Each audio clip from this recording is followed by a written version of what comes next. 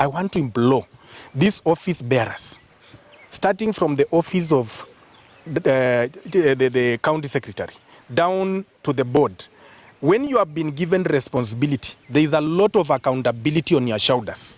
It is not good when the public is paying money in terms of taxes.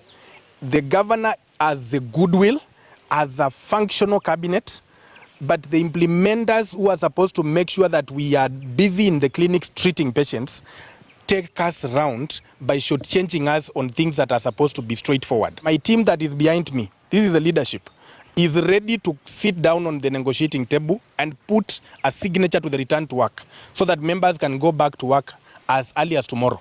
We are waiting for the government. We are telling them now, let's come back to the negotiating table so that we do not also continue exposing our patients unnecessarily.